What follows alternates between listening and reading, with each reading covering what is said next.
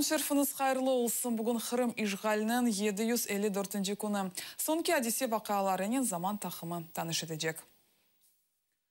Қырымда Жанкой районында Құрылтай делегаты Ремзи Муратовда тентуф кечірділер. Құрылтайның тефтіш комиссиясының рейсі Заир Смедляевның фікіріне көре бұ Ялтада терроризмге қаршы бағышланылған топлашуының нәтижесі.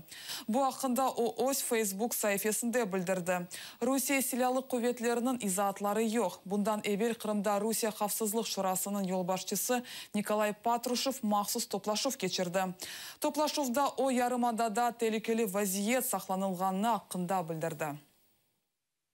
Делегата Курултая крымско-татарского народа, члена ревизионной комиссии Курултая Ремзи Муратова вошли вооруженные люди в массу, все традиционно, да, как всегда. Показали там какой-то документ, что якобы Ремзи Муратов обвиняется, подозревается в том, что он где-то там контактировал с Ленуром Ислямовым. И на основании там этой антитеррористической всякой деятельности проводит этот обыск.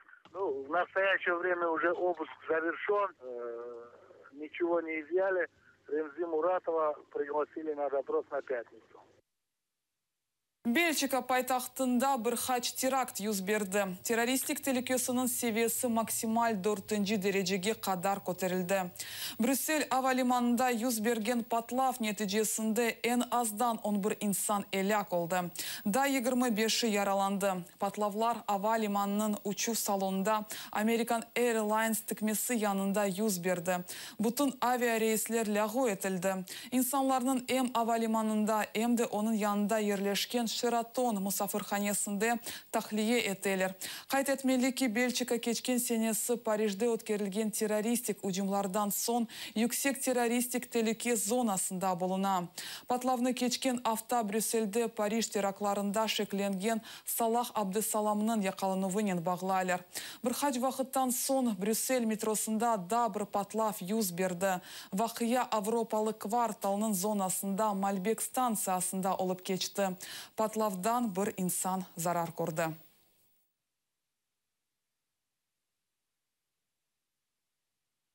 Бүгін Русия Донецк шер махкемесінде Надежда Савченкаға махкеме үкіміні сеслендірмеге девам етежеклер. Полиция хадимлері қавсызлықны көбетлештірділер. Махкеме бинасы бір тарафтан имайы етіле. Кірішті полиция хадимлері ОМОН ве казаклар болуналар. Махкеме кетішатны дүния саясетчілері низарет етелер. Алмания тыш ишлерінің матбуат қызметі білдіргене көре муэсесе елбашчысы Франк Вальтер Штанмайер ярын Москва зияреті черчевесінде Украина учудисының меселесіні көтережек. Адвокат Марк Фейгеннің тахменне көре ярын Америка Хошмаштатларының Госдепартаментінің башы Джон Керринің зияретіді Савченканың тағдырыне де тесір ете біле. Надежданың да бір адвокаты Николай Полозов білдіргене көре қыз жесаретлікні көстере. Она сказала, что она не намерена признавать этот приговор, каким бы он ни был, никак. Она не собирается на текущий момент обжаловать, подавать апелляционную жалобу. Мало того, она уверена, что тот уровень поддержки в мире, связанный с ней, неизбежно должен привести к ее освобождению. И она считает, что если сейчас она даст слабину, то это только отсрочит ее освобождение и возвращение домой. Она сказала знаменитые слова из Солженицына и Шаламова: «Не верю, не боюсь, не прошу». Это вот то, что сейчас из себя представляет Надежда Савченко. Поэтому какой бы приговор российский суд не вынес сегодня или завтра, на нее он не будет иметь никакого влияния. Она также намерена по истечении 10 дней после вынесения приговора объявить сухую голодовку. Вот я сейчас в зале суда отговаривал ее от этого. Нет, бесполезно. Ее цель и требования остаются прежними. Она должна быть освобождена, она должна вернуться домой. Поэтому, если у нас хотя бы будет половина стойкости, которая есть у Надежды, то я уверен, что в конечном счете мы победим. Россия Украина учительсыны ишгал етілген Қырымның ел теліне денештірмеге теклиф етеді. Новая газета интервьюсында Украина хавсызлық қызметшісінің меслячысы Юрий Тандит айтқанына көре, она бақында Кремльге яқын олған инсан айтқан. Орейінлерінің азат етілуі үшін Қырым или истиқрар бағыны құрмаға югве елжыларының сербес кечірілмесіні талап етті. Ама бөле теклифлер рет етілді.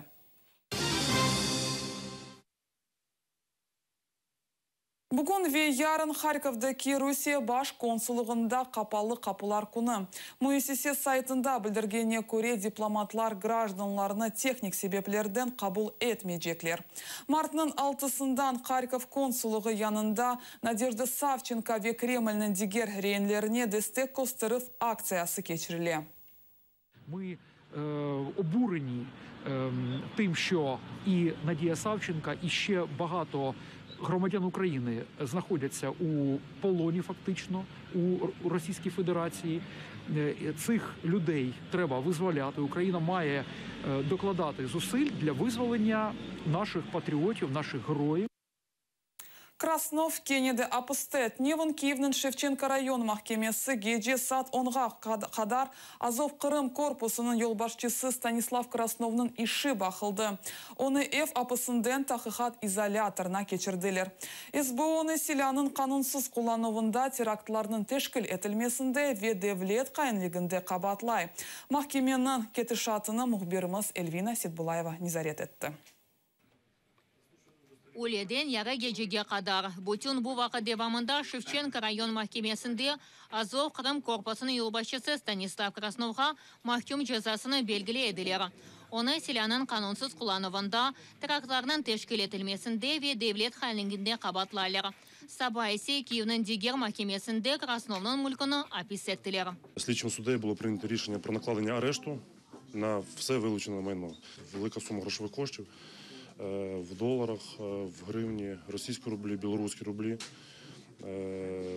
Були вилучені також певні рідини, які передані на експертизу для встановлення, чи могли вони бути елементами вибухових пристроїв, вибухівки. Також було вилучено, на даний час не встановлено слідством, чи це макет, чи це мисливська зброя, чи вогнепальна, АКСУ-74. Красновның имайесі учкере махкемечіні іштен чықармаға талап етті. Махкемесі оларыны лағу етті. Бұндан сон дабыр сыра мұражатлар келмеге башлады.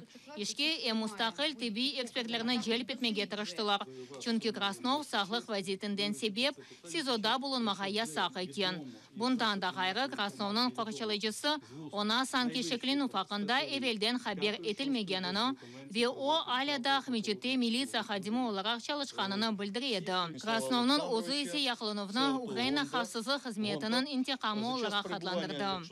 Коли я разом з друзями також перекрив цей поток контрабанди, на якому наживалося СБУ, тому що з кожної проїжджаючої фури СБУ там отримувала мінімум $10 000. І найголовніше, що коли я з побратимами ми зробили так, що ці електроопори впали, тобто я безпосередньо до цього причетний, і СБУ теж це прекрасно знає, що якби не я, то електропостачання в Крим далі так само продовжилось. Я вважаю, що це є нічим іншим, як розплатою за ці мої дії. Mahkeme toplashuvni boshqa kunga kechirmek uchun sebep topilmadi. 72 saat kechgan olsa da, prokuratura ishni baqmaga devam etmega talab etdi. Chunki qabatlaychi tarafining fikrincha, advokatlar ishni maxsus uzatadilar. Mahkeme shartlarining izohatini dinlagan so'ng, qarorni 1 soatdan so'ng seslantirdi. Змінити підозрюваного Красного Станіслава Становича 12 вересня 1956 року народження в Ижевцю міста Сімферополь, Крим, за об'єм захист домашнього арештного тримання під вартою. Строк дії ухвали підтримання підозрюваного Красного Станіслава.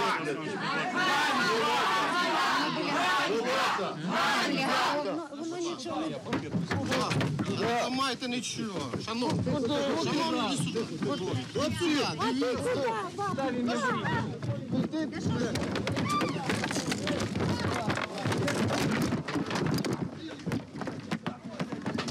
Красновның адвокатлары айтқанына көре, яқын вақытта чықарған қарарыны шикаят етечеклер.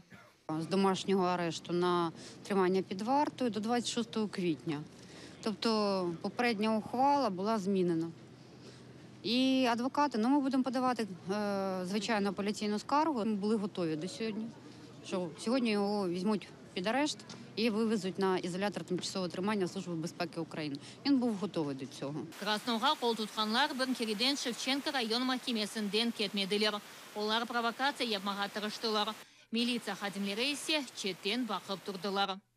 Эльвина Сидулаева, Ислам Пинка, Заман, АТР. Бели мутефекир Исмаил Гаспринскийнің доғыф еліндан 165 ел кечті. Бұл мұнасебет еле Бақчысарайда ләлелер сәчілді. Джима две меденет эрбабының абидесі янында Қырым-татар джиматчылығы Бақчысарай тарихи медени қоруқ ве Исмаил Гаспринский музейінің қадимлері ве Ахмезжитнің Қырым-татар музейінің қадимлері топлашты. Акция иштиракчилері ләлелеріні сачқан сон Исмаил Гаспринскийнің мезарыны зиярет етіп, дуа оқыдылар. Отдать свою дань нашему великому просветителю Исмаилу Гаспринскому. Хочется, чтобы вокруг его памятника всегда было красиво. Исмаил Гаспринский – великий человек Бахчисарая и всего крымско-татарского народа. Много замечательных слов он сказал о том, что мы должны быть едины.